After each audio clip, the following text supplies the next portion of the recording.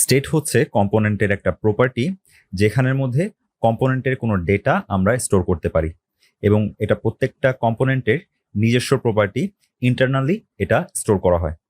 আমরা যে এক্সাম্পলগুলো এতক্ষণ দেখেছি সেখানের মধ্যে আমরা যদি দেখি তাহলে এই স্টেটগুলো আমরা ইউজ করেছি।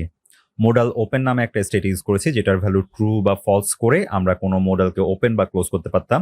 আমাদের ডিশেসগুলো আমরা ডিশেস নামের স্টেটে রেখেছি, কমেন্টসগুলোকে কমেন্টস নামের স্টেটে রেখেছি এবং কোনো ডিশ সিলেক্ট করার পর আমরা সিলেক্টেড ডিশ নামের স্টেটের মধ্যে সেই ডিশটাকে রেখেছি।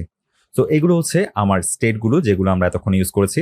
এরকম অনেক কিছুই আমরা কোনো স্টেটের মধ্যে স্টোর করতে পারি। আমরা একটা এক্সাম্পল দেখি। ধরো এটা হচ্ছে আমার একটা কম্পোনেন্টের ট্রি যেখানে অ্যাপ হচ্ছে রুট কম্পোনেন্ট এবং অ্যাপের আন্ডারে আমি এই কম্পোনেন্টগুলো দেখছি যেগুলো অ্যাপের চাইল্ড কম্পোনেন্ট বা নেস্টেড কম্পোনেন্ট। ধরো আমার অ্যাপ্লিকেশনে এমন একটা স্টেট আছে যেটা সম্পূর্ণ অ্যাপ্লিকেশনে আমাকে ইউজ করতে হবে।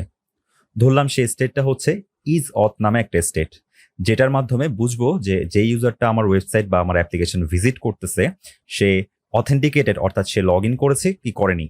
ধরলাম ইজত নামের যে স্টেটটা আছে সেটা আমার 1.1 নামের যে কম্পোনেন্ট আছে সেখানের ভিতর সেভ করা আছে। এখন 2.2 নামের যে কম্পোনেন্ট আছে সেখানের মধ্যে আমার এই স্টেটটাকে ভিজিট করার প্রয়োজন পড়ছে। সো এখন স্টেটটা আছে আমার 1.1-এ, যেটা ইন্টারনাল একটা প্রপার্টি 1.1-এর। সো এখান থেকে যদি আমি ভিজিট করতে যাই তাহলে আমাকে পুরো কম্পোনেন্ট ট্রিটা ট্রিভার্স করে এসে এখানের মধ্যে আমাকে ইজত নামের প্রপার্টিটাকে পাঠাতে হবে, অর্থাৎ ইজত নামের স্টেটটাকে পাঠাতে হবে, যেটা অনেক কমপ্লিকেটেড একটা কাজ এবং আমার কোডটা অনেক কমপ্লিকেট করে ফেলে এবং ভুল হওয়ার সম্ভাবনাও বাড়িয়ে ফেলে। এই প্রবলেমটার একটা সলিউশন হচ্ছে আমার একটা গ্লোবাল স্পেস থাকা।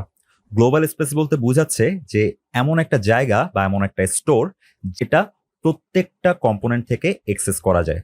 তো তখন আমি যদি ইজ অথ নামের যে স্টেটটা আছে সেটাকে একটা কম্পোনেন্টের মধ্যে না রেখে আমি যদি সেই গ্লোবাল স্পেসে রাখি এবং প্রত্যেকটা কম্পোনেন্ট থেকে যদি আমি সেটাকে ডিরেক্টলি অ্যাক্সেস করতে পারি তাহলে আমার এই প্রবলেমটা সলভ হয়ে যাবে।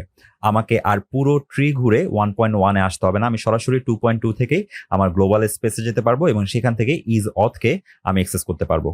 রিডাক্স আমাদেরকে সেরকমই একটা ফিচার প্রোভাইড করে।